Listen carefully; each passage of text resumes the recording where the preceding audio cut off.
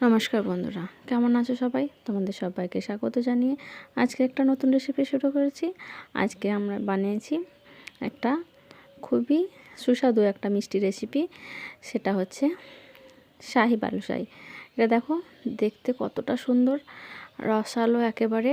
আর এটা খেতেও কিন্তু খুবই সুন্দর। আর এটা শুধু ময়দা দিয়ে তৈরি করা হয়েছে, বাড়তি কোনো কিছু প্রয়োজন হবে না। আমি নিয়েছি 1 কাপ ময়দা, দিয়ে দিলাম অল্প একটু নুন। এখানে আমি ব্যবহার করছি দেখো বেকিং পাউডার। এটা বেকিং পাউডার হাফ চামচের থেকে একটু কম দিয়ে দিলাম। আর দেব বেকিং সোডা। দেখো এটা সোডা, একটু বেকিং সোডাটা দিয়ে দেবো। দেখো খুবই কম পরিমাণে দিয়েছি। এরপরে এটাকে মিশিয়ে নিতে হবে বেশ সুন্দর করে। তারপরে এখানে অন্য কিছু ব্যবহার করব। ময়ানের জন্য এখানে দিয়ে দেবো আমি ঘি। 3 টেবিল চামচ ঘি আমি এখানে ব্যবহার করছি। তোমরা চাইলে এটার অর্ধেক ঘি আর অর্ধেক তেল ব্যবহার করতে পারো, তবে ঘি দিয়ে যদি মিষ্টিটা বানানো যায় তবে এর স্বাদ কিন্তু অনেকটা বেড়ে থাকবে। ঠিক আছে, এরপর সুন্দর করে ময়ানটা আমরা দিয়ে নেব। আর এই মিষ্টিটা খেতে অসাধারণ লাগে। দেখুন কত সুন্দর মুঠো বেঁধে যাচ্ছে এবং মুঠোটা একটু শক্ত হচ্ছে, ভাঙলে একটু প্রেস করতে হচ্ছে, এরকম ময়ান দিতে হবে। এরপর আমি এখানে হাফ কাপ টক দই ব্যবহার করছি। টক দই দিলে আমাদের যে মিষ্টিগুলো একটু ফুলো ফুলো হবে এবং ভিতরে রস ঢোকার পরে ভিতরটা বেশ তুলতুলে নরমের মতো রসালো হয়ে থাকবে।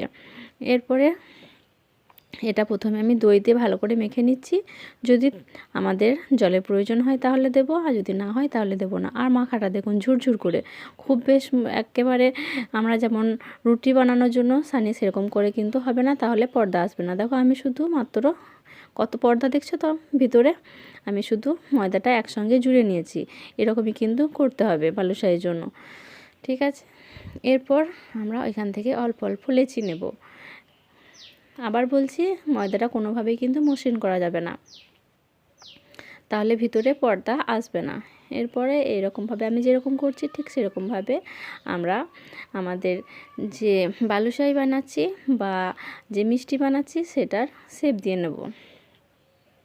এটা শাহি বালুশাহি বলে বা আমরা ময়দার মিষ্টিও বলতে পারি। তারপরে এরকম হালকা প্রেস দিলেই আমাদের একটা মিষ্টি খুব সুন্দরভাবেই তৈরি হয়ে যাবে। এটা বানানো খুবই সোজা, বাচ্চারাও কিন্তু এটা বানিয়ে নিতে পারবে। এখন আমার সব কটা মিষ্টি বানানো হয়ে গেছে। এরপর তেল চেক করব। তেল থেকে দেখুন বাবলসটা বেশ ঘন হয়ে বেরিয়ে আসছে খুব স্পিডে। তখনই আমরা এখানে আমাদের নাস্তাগুলো দিয়ে দেবো বা আমাদের মিষ্টিগুলো দিয়ে দেবো। মিষ্টিগুলো দেওয়ার পরে আমরা একটু হাত দিয়ে কিন্তু নাড়াচাড়া করতে বা হাতাখুন্তি দিয়ে নাড়াচাড়া করতে যাব না, তাহলে এগুলো ভেঙে যেতে পারে। যখন এইভাবে আস্তে আস্তে, আর গ্যাসের ফ্লেমটা অবশ্যই লোতে রাখবে বা লো টু মিডিয়াম করে রাখবে। এরপরে যখন এইভাবে উপরে ভেসে আসবে তখন নিচের দিকটা একটু হতে দেবো, কারণ লোতে থাকার পরে জন্য আমাদের যে মিষ্টিগুলো সেগুলো কিন্তু অনেকটা তেল শুষে নেবে এবং অনেকটা ঢিলে হয়ে থাকে। সেই সময় কিন্তু হাত দিলে এগুলো ছেড়ে যেতে পারে। তাই এগুলোকে খুব সুন্দরভাবে যখন নিচের সাইডটা হয়ে যাবে তারপরে কিন্তু পাল্টাতে হবে।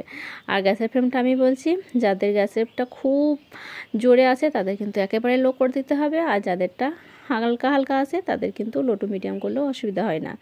এটা আপনাদের গ্যাসের উপর নির্ভর করছে। একদিকে আমাদের নাস্তাটা বা মিষ্টিগুলো ভাজা হোক, আর একদিকে আমরা সিরাটা তৈরি করে নিই। এখানে আমি 1 কাপ নিয়েছি চিনি, তাতে দিয়ে দিলাম হাফ কাপের মতো জল। আমরা একটা চিটচিটে সিরা তৈরি করে নেব, যাতে আমাদের যে মিষ্টিগুলো সেগুলো খুব সুন্দরভাবে রস টেনে নিতে পারে। খুব গাঢ় করে দিলে কিন্তু রসটা ভিতরে ঢুকতে দেরি হবে, আর আমাদের যে মিষ্টিগুলো সেগুলো কিন্তু খুব বেশি রসালো হবে না। এখন একদম কালচে কালার করে কিন্তু এগুলো উল্টে পাল্টে একটু সময় নিয়ে ধৈর্য ধরে ভেজে নিতে হবে, না হলে কিন্তু বেশ খেতে ভালো লাগবে না। আর একটা কথা, এটা কোনোভাবেই কিন্তু শক্ত হবে না। এখানে দই দেওয়া রয়েছে, ওই জন্যই দই, বেকিং সোডা, বেকিং পাউডার এগুলোকে নরম করে রাখবে চাশনিতে দেওয়ার পরে বা চিনি শিরাতে দেওয়ার পরে। একেবারে গরম গরম আমরা এখানে ভেজে নিচ্ছি। আর আমাদের চিনি শিরাটা কিন্তু হালকা গরম থাকবে, এটা কিন্তু খুব গরম একেবারেই থাকা যাবে না, তাহলে উপরের যে আমাদের মিষ্টির পর্দাগুলো সেগুলো কিন্তু ছিঁড়ে চলে যাবে। এই ছোটো ছোটো টিপসগুলো যদি তোমাদের ভালো লাগে তাহলে একটা লাইক করে দিতে পারো, আর চ্যানেলটা সাবস্ক্রাইব করে নেবে। এখানে অনেক ভালো ভালো রেসিপি তোমরা পেয়ে যাবে। নাস্তার রেসিপি বা মিষ্টি এগুলো রেসিপি আমি খুব কম দিয়ে থাকি, তবে নিশ্চয়ই ভবিষ্যতে দিয়ে দেবো। খুব বেশি হলে 2 মিনিট লাগবে এর রসটা শোষণ করতে। দেখো রসটা টেনে নেওয়ার পরে আমার মিষ্টিগুলো টইটম্বুর হয়ে একেবারে ভারী হয়ে গেছে, দেখেই বোঝা যাচ্ছে ওর তলাতে বসে গেছে। তখনই এগুলোকে আমি তুলে নেবো, বাস 2 মিনিটের বেশি এগুলো কিন্তু টাইম লাগে না। এরপরে আমাদের আর একটা কাজ আছে, এর মধ্যে একটু মাওয়া লাগিয়ে নিই। ইনস্ট্যান্ট মাওয়ার জন্য আমি এখানে নিয়েছি 1 টেবিল চামচ গুঁড়ো দুধ। বেশি গুঁড়ো দুধেতে ঘি দিয়ে মেখে এটাকে নষ্ট করার কোনো দরকার হয় না। আমার যেরকম মিষ্টি রয়েছে তার জন্য 1 টেবিল চামচ আমার গুঁড়ো দুধ এনাফ। এখানে আমি একটু ঘি দিয়ে দিলাম, যদি প্রয়োজন লাগে আরও একটু দিয়ে নেব। এরপর সুন্দর করে এটা ঘষে ঘষে মেখে নেব ময়ান দেওয়ার মতো, তাহলে আমাদের ইনস্ট্যান্ট মাওয়া কিন্তু রেডি হয়ে যাবে। আমি আরও একটু ঘি দিয়ে দিলাম, মনে হচ্ছে আমার একটু শুকনো শুকনো লাগছে, তাই আমি আর একটু ঘি দিয়ে দিলাম। এতে খুবই সুন্দর লাগবে মিষ্টিগুলো খেতে। এরপর আর কিছুই না, মিষ্টিগুলো একটা একটা করে আমি এই মার কোট লাগিয়ে নেব। তাহলেই মিষ্টিগুলো দেখতে যেমন সুন্দর লাগবে, এটা কিন্তু খেতেও অসাধারণ লাগবে। খুবই কম খরচায় এটা তৈরি করা যায়। যদি রেসিপি ভালো লাগে তাহলে একটা লাইক অবশ্যই করে দিও। আর কে কে মিষ্টি খেতে পছন্দ করো আমাকে কমেন্টে করতে পারো। যদি কোনো প্রশ্ন থেকে থাকে অবশ্যই কমেন্ট করবে।